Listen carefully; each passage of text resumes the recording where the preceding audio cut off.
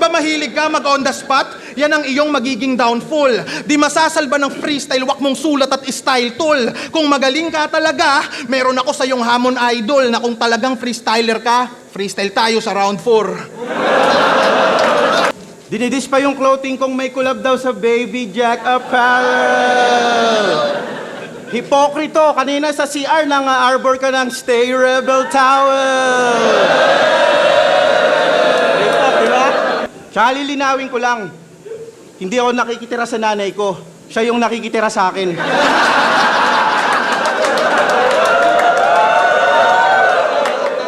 Kasi matagal na akong pumipera. Nagtatrabaho din ako. Andito ako sa gubat, gumigera, habang siya andon, nakahiga sa pera. Kumpleto pa yung pagkain sa lamesa. Handa na yung damit niya pang piyesta.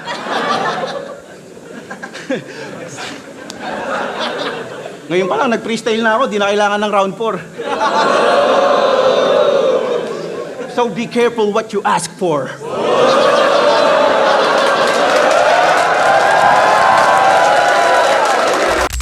Yo, check! Written ang gamit na format ng mga battle sa flip top. Ito yung typical na napapanood nating laban kung saan ay ini-spit ng mga MC yung isinulat at kinabisado nila. Pero hindi naman lingid sa kaalaman natin na karamihan ng mga MC na nakapaloob sa liga ay may abilidad na mag-freestyle. At minsan sa hindi inaasahang pagkakataon ay bigla nilang nagagamit yung sandata na yun. Ito yung mga pangyayari na biglaan talaga silang napa-freestyle. Pwedeng dahil sa na-distract sila sa paligid o sa ginagawa nung kaharap nilang MC. Kaya naman para sa video natin ngayon, tara at ating panoorin ang mga on-the-spot lines ng mga MC sa flip top. Pero bago natin umpisahan, iniimbitahan kita na mag-follow sa ating Facebook page at mag-subscribe sa ating YouTube channel. Sobrang bobo mong tanga ka! Galit na galit ka sa Lakers! Dapat isama mo sa hukay! Sobrang demonyo, pati si Lebron nilagyan niya ng sungay! Dapat sa'yo, maglagay na ng lubid! Kinabantang ina, napainom na ng tubig! Ano? Para makapag-show ka naman out of the venue. O, di ba? Hindi ka pa kasi nakapag-show out of the country. Nag-show ka na ba? Malaysia. Ah, Malaysia! Nag-show siya sa Malaysia! Malay ko sa kanya. Nag-show siya sa Sarangani, kaya yung Sarangani nagsara. Kaya ipapakita ko yung difference ng sa battle rap legitimate. Mga heavy bars, ine-elevate, mga wordplay na sinisimplicate. Hindi to gay shit na parang ultimate, walang kagaya o nire-replicate. Kapag na-trigger na, ito'y accurate. At nagbabars pa ako, wag kang nagbe-vape. Putang ina mo. Bobo ang puta. Putang ina. Kakadistract ang puta. Ano, magtitricks ka ba? Pasikat ka sa crowd. Kahit anong bilog mo dyan, mas lulutang pa rin yung aking round. Gago! Pinang ina. Nandidistract pa ang puta. Kala niya yata uubra. Ngayong kinuha ko na yung vape, wala na yang ibubuga. Nabubudol mo lang kanilang inner child gamit ang stilong nostalgic.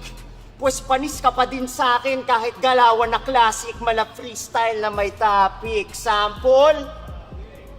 Yo, Boss Arik, mamili ka dito ng gamit. Gagawin ko yung topic. Bote. Yung? Bote. Yung bote. Kasi kanina, nilalait mo yung flow ko. Backshit ka. Para kang yung boteng yan, wala ka nang laman tapos plastic pa. Wala kang ganun. Nakilala natin si Shernan na palagi may unique costume kapag bumabattle. At sa naging laban nila ni Balakid ay nag-costume ito ng Noy Noy o Pinoy. Pero nakabuo agad ng linya o anggulo si Balakid patungkol sa suotan ni Shernan. Muntik na akong maniwala sa forever! Ano akala mo sa costume mo ngayon? Clever? May stocking pa sa noo? Ano ka ba, Apnoy? Hindi ko makilala kung si Pinoy ba yan o si Tito Boy!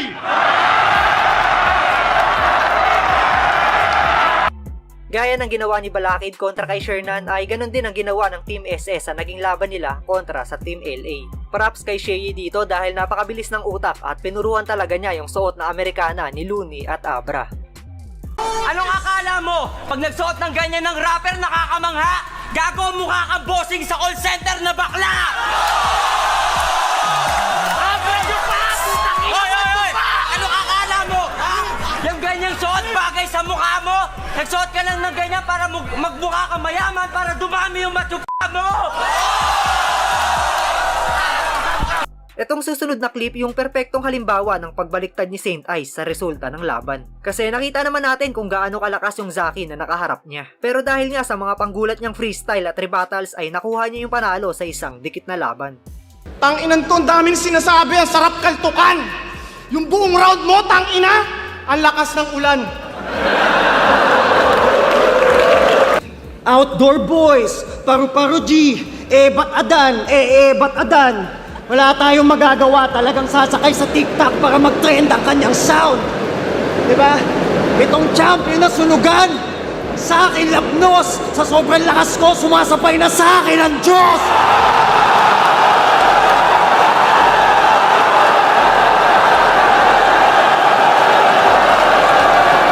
Sabi mo kanina, grabe talaga. Pagkamama mo, wala kaming Amazon na yung cable pero Amazon na asawa ko. Ganyan mag-freestyle! Pag ako dumating, may sakit si Ari ko, biglang gumaling!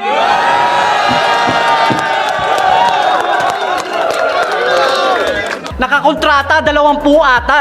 Nakakontrata, 20 ata habang pagpuno na sa loob, nasa bubong yung bata.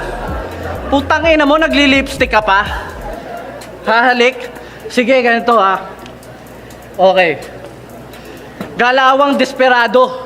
Tingnan nyo nga to. Kala mo may impact. Galawang desperado, palibasa, nagdi-distract.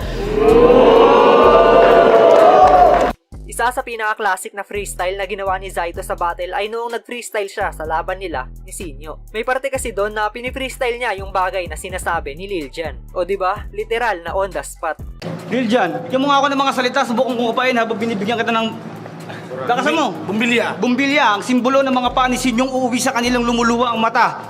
Sapatos. Sapatos ang magsisilbing paang ipapalo ko sa pagbumuka mo mamaya.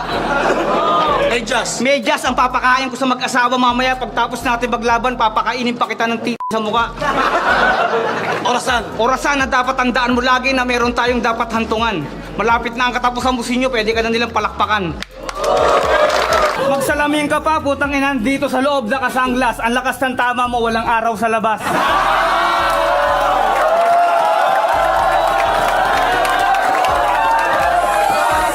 Oo, binigyan mo ako ng linya.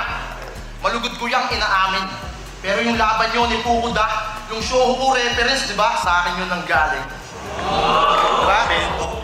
Oo, tingnan mo, sumasagot oh. Tignan mo naman, bad trip na! Sakto lang na meron kang here kasi iyakin ka! Sasabihin mo, pogi ka sa inyo? Takin na tornilyo ang luwag. Kung ganito pogi sa Iloilo, ano yung mga tao dun? Bulag? Ano, both eye? Eh kung ikaw yung vocalist ng mayonnaise, nagpakamatay si Jopay. O ano? Ganyan, puta freestyle na, huwag ka magangas! First time kong nakitang tumawa si Batas. At speaking of mayonnaise, Isa na siguro sa unforgettable moment sa flip top ay noong nalaglag si Smaglas sa stage. Tapos mabilis pa ito nagawan na makulit na linya ni Apex. Smaglas, pwede ba magsalita ka ng banayad? Atras ka ng atras para kang may sayad. Nalaglag ka sa stage, talo ka na kagad!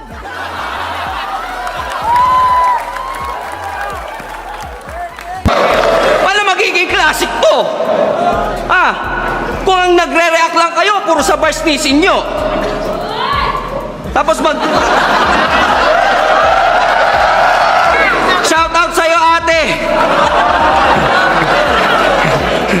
Shoutout sa'yo! Dahil sa'yo, di na ako pagtatawanan. Thank you lang ang masasabi ko. Sorry, hindi kita pwedeng I love you-han. Sa part na to ay may inilabas na cellphone si Dopey at napansin ito ni Icarus at agarang gumana yung freestyle ability niya para punahin yung ginagawa ni Dopey. Ba't naglalabas ka niyan? May nag-text o ba't may tawag? Ba't walang ringtone? O tinitignan mo lang yung kodigo mo sa cellphone? Diba masaya yung gabi? SPR, ano ba meaning yan? Samahang Pangong Rumarami!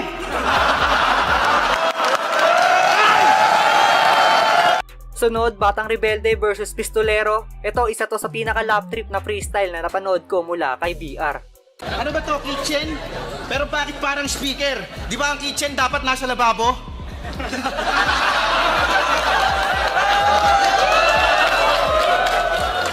Pumapalakpak sila kahit kanina pa kita ginagago. Kasi alam mo totoo, kinain mo yung nanay ko. Kaya palang baho mo. Subukan, sa susunod na Sorry, Mama. I love you, Mama. Di masasalba ng freestyle, wak mong sulat at style, tol.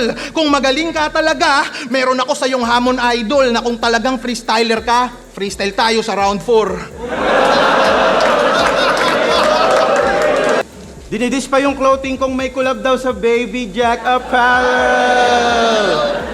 Hipokrito, kanina sa CR nang-arbor ka ng Stay Rebel Towel.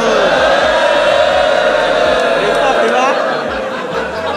Alilinawin ko lang, hindi ako nakikitira sa nanay ko. Siya yung nakikitira sa akin.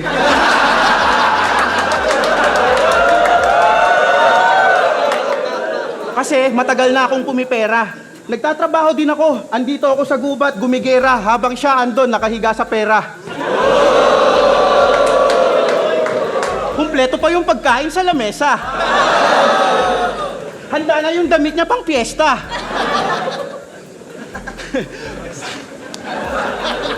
Ngayon pa lang, nag-freestyle na ako, di na kailangan ng round 4. So be careful what you ask for.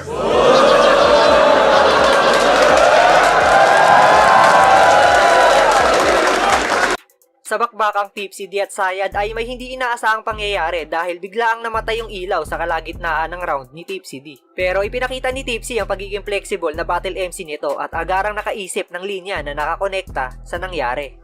At kung last round, dinivide ko into tiny Yo, huwag kayong maingay para malinaw. Kasi papatayin ko na to parang yung ilaw. Yo! Tas kumukuha ka pa ng ganyan, putang ina mo ka! Ako naman! Di ko nagagamitin ng palihim to! Ay, ayoko suotin, baka magdilim yung paningin ko! Gumagamit ka pa ng salamin? Tarantado na wag ka! Hoy, yung mata mo hindi pantay, ano dating bulag ba?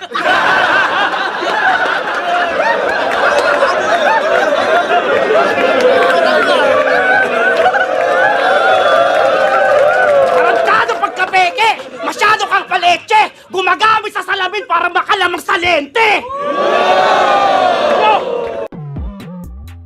At ayan nga ang mga on the spot na linya ng ating magigiting na battle MC. Marami pang hindi nasama sa video na to kaya asahan nyo na gagawan pa natin to ng part 2.